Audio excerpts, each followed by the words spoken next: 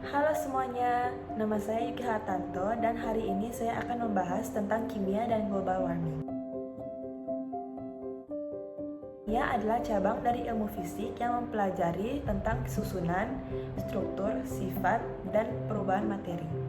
Ilmu kimia meliputi topik-topik seperti sifat-sifat atom, cara atom membentuk ikatan kimia untuk menghasilkan senyawa kimia, interaksi zat-zat melalui gaya antar molekul yang menghasilkan sifat-sifat umum dari materi, dan interaksi antar zat melalui reaksi kimia untuk membentuk zat-zat yang berbeda.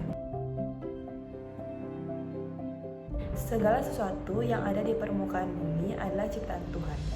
Oleh karena itu, kimia adalah salah satu dari ciptaannya. Ilmu kimia mempelajari tentang sifat, struktur, dan perubahan.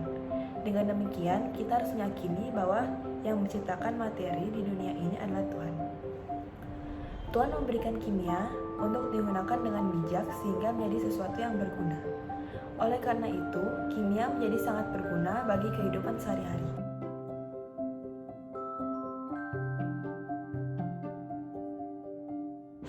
Ilmu kimia dimanfaatkan untuk membuat pupuk guna meningkatkan kesuburan dan memberi nutrisi yang diperlukan tanaman. Hal ini dilakukan agar para petani bisa memanen tanaman mereka dengan lebih baik. Ilmu kimia juga bisa dimanfaatkan di bidang industri, salah satunya dalam industri pangan, di mana ilmu kimia menjadi alat bantu meningkatkan mutu dan persediaan pangan dan penggunaan. Di samping itu, bisa dimanfaatkan untuk membuat mesin-mesin besar yang membutuhkan logam baik. Ilmu kimia dan biologi saling bergantungan. Hal ini membuat proses kimia berlangsung dalam tubuh makhluk hidup, membuat penjelasan biologi. Contohnya, proses pencernaan merupakan proses kimia yang dipelajari dalam biologi. Dan diperlukan pengetahuan tentang struktur maupun sifat senyawa seperti karbohidrat, protein, lemak, enzim, dan vitamin. Dalam ilmu arkeologi, ilmu kimia dibutuhkan untuk menentukan umur fosil.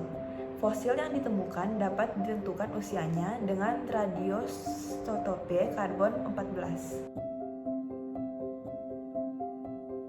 Untuk membuktikan kejahatan seseorang, maka dibutuhkan pemeriksaan DNA. Pasalnya, struktur DNA setiap individu akan berbeda sehingga dapat digunakan untuk mengidentifikasi seseorang.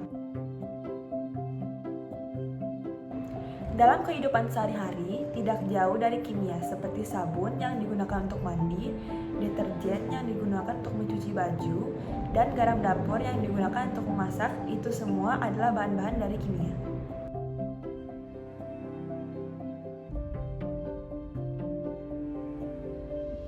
Pemanasan global adalah fenomena alam yang ditandai dengan kenaikan suhu rata-rata bumi.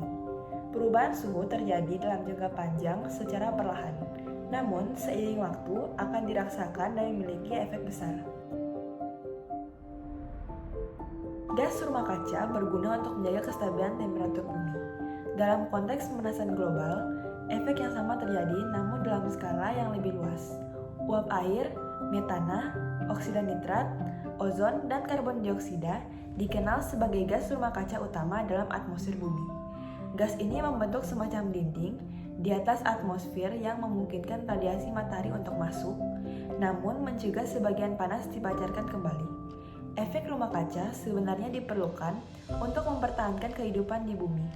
Jika proses ini tidak ada, maka suhu bumi akan menjadi sekitar 15 derajat lebih dingin. Namun, dalam beberapa dekade terakhir, konsentrasi gas rumah kaca telah naik begitu tinggi, sehingga membuat panas yang terjebak di atmosfer bumi semakin besar. Pembakaran bahan bakar fosil seperti kendaraan, pabrik, rumah, dan pembangkit listrik menghasilkan CO2 dalam jumlah yang sangat besar. Namun, penting untuk diketahui bahwa masing-masing gas rumah kaca yang disebutkan di atas memiliki kemampuan merangkap panas dalam jumlah yang berbeda. Menarik untuk diketahui bahwa gas seperti metana, nitrogen oksida, dan klorofluorokarbon memiliki level 100 sampai 1000 kali lebih kuat dalam memerangkap panas dari CO2. Meskipun demikian, CO2 adalah gas utama yang menyebabkan pemanasan global. Mengapa? Hal ini karena gas karbon monoksida diemisikan dalam jumlah besar sehingga dinilai lebih berbahaya dibandingkan gas-gas lainnya.